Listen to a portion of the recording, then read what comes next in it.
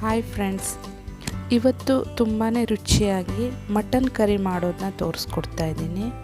ತುಂಬ ಸಿಂಪಲ್ಲಾಗಿ ಕ್ವಿಕ್ಕಾಗಿ ಮಾಡ್ಕೋಬೋದು, ಅಷ್ಟೇ ಟೇಸ್ಟಿಯಾಗಿರುತ್ತೆ. ಇದನ್ನು ಮುದ್ದೆ, ಚಪಾತಿ, ರೈಸ್ಗೆ ಸರ್ವ್ ಮಾಡ್ಬೋದು.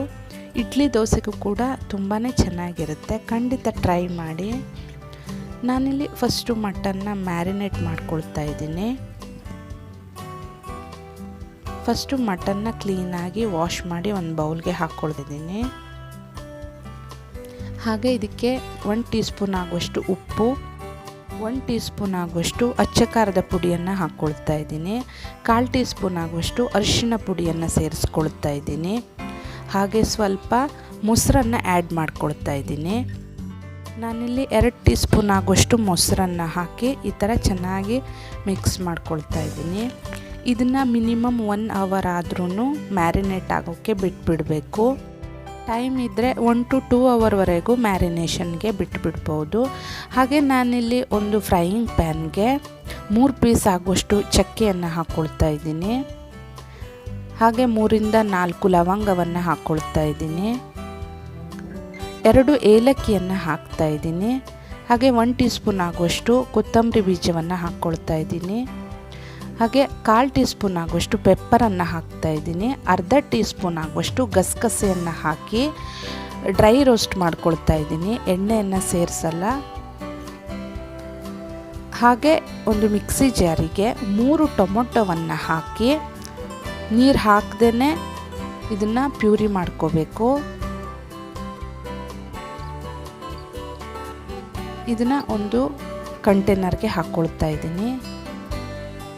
ಈಗ ಅದೇ ಮಿಕ್ಸಿ ಜಾರಿಗೆ ಸ್ವಲ್ಪ ಕೋಕೋನಟ್ ಪೀಸಸನ್ನು ಹಾಕ್ಕೊಳ್ತಾ ಇದ್ದೀನಿ. ಹಾಗೆ ಡ್ರೈ ರೋಸ್ಟ್ ಮಾಡಿಟ್ಕೊಂಡಿರೋ ಗರಂ ಮಸಾಲೆಯನ್ನು ಹಾಕ್ಕೊಳ್ತಾ ಇದ್ದೀನಿ. ಇದನ್ನು ನುಣ್ಣಗೆ ಪೇಸ್ಟ್ ಮಾಡಿ ಎತ್ತಿಟ್ಕೋಬೇಕು. ಈಗ ಮಟನ್ ಕರಿ ಮಾಡೋದಕ್ಕೆ ಒಂದು ಕುಕ್ಕರಿಗೆ ಎಣ್ಣೆಯನ್ನು ಹಾಕ್ತಾ ಇದ್ದೀನಿ. 2 ರಿಂದ 3 ಟೇಬಲ್ ಸ್ಪೂನ್ ಆಗುವಷ್ಟು ಎಣ್ಣೆಯನ್ನು ಹಾಕ್ಕೋಬೇಕು. ಎಣ್ಣೆ ಚೆನ್ನಾಗಿ ಕಾದ ನಂತರ 2 ಈರುಳ್ಳಿಯನ್ನು ಈ ಥರ ಕಟ್ ಮಾಡಿ ಹಾಕ್ಕೊಳ್ತಾ ಇದ್ದೀನಿ. ಹಾಗೆ 3 ಹಸಿಮೆಣಸನ್ನು ಈ ಥರ ಕಟ್ ಮಾಡಿ ಹಾಕ್ಕೊಳ್ತಾ ಇದ್ದೀನಿ. ಇದು ಚೆನ್ನಾಗಿ ಫ್ರೈ ಮಾಡ್ಕೋಬೇಕಾಗುತ್ತೆ.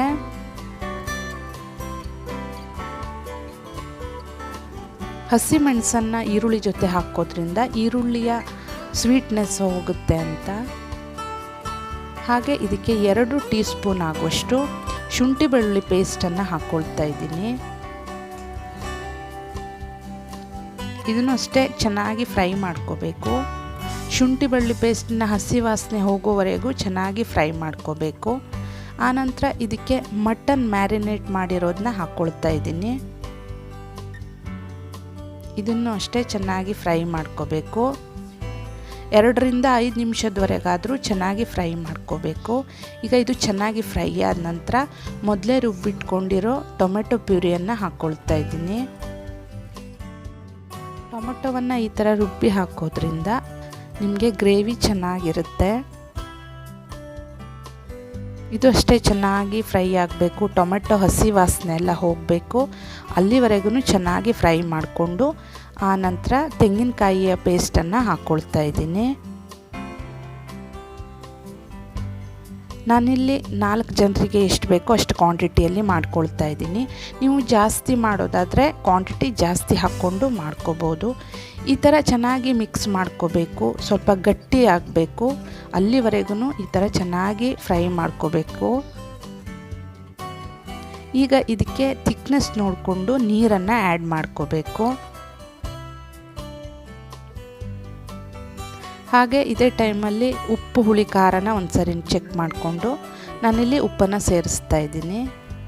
ಹಾಗೆ ಸ್ವಲ್ಪ ಕಟ್ ಮಾಡಿ ಇಟ್ಕೊಂಡಿರೋ ಪುದೀನ ಸೊಪ್ಪು, ಸ್ವಲ್ಪ ಕೊತ್ತಂಬರಿ ಸೊಪ್ಪನ್ನು ಹಾಕ್ಕೊಳ್ತಾ ಇದ್ದೀನಿ. ಇನ್ನೊಂದು ಸಾರಿ ಚೆನ್ನಾಗಿ ಮಿಕ್ಸ್ ಮಾಡ್ಕೋಬೇಕು. ಲಾಸ್ಟಲ್ಲಿ ಇದಕ್ಕೆ ಮೀಟ್ ಮಸಾಲ ಹಾಕ್ಕೊಳ್ತಾ ಇದ್ದೀನಿ. ಮಟನ್ ಮಸಾಲ ಇದ್ದರೆ ಅದನ್ನು ಕೂಡ ಯೂಸ್ ಮಾಡ್ಕೋಬೋದು. ಹಾಗೆ 1 ಟೀ ಸ್ಪೂನ್ ಆಗುವಷ್ಟು ಕಸೂರಿ ಮೇಥಿಯನ್ನು ಹಾಕ್ತಾ ಇದ್ದೀನಿ. ಟೇಸ್ಟು ಚೆನ್ನಾಗಿರುತ್ತೆ. ಇದ್ದರೆ ಖಂಡಿತ ಹಾಕ್ಕೊಳ್ಳಿ, ಚೆನ್ನಾಗಿರುತ್ತೆ. ಅಷ್ಟೇ ರೆಡಿ ಆಗಿಬಿಡುತ್ತೆ ನಮ್ಮ ಮಟನ್ ಕರಿ. ಇದು ಚೆನ್ನಾಗಿ ಕುದಿ ಬರ್ತಾ ಇದೆ. ಕುದಿ ಬಂದ ನಂತರ ಇದನ್ನು ಮುಚ್ಚಿ 4ರಿಂದ 5 ವಿಷಲನ್ನು ಹಾಕಿಸ್ಕೊಳ್ತಾ ಇದ್ದೀನಿ. ಈಗ ರೆಡಿಯಾಗಿದೆ ಮಟನ್ ಕರಿ.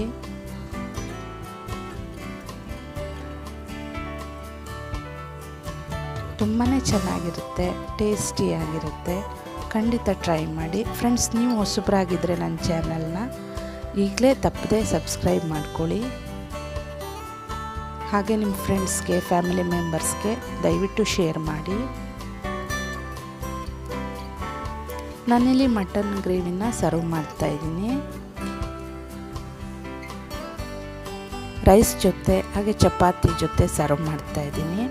ರೆಸಿಪಿ ಇಷ್ಟ ಆದಲ್ಲಿ ದಯವಿಟ್ಟು ಒಂದು ಲೈಕನ್ನು ಕೊಡಿ. Thanks for watching.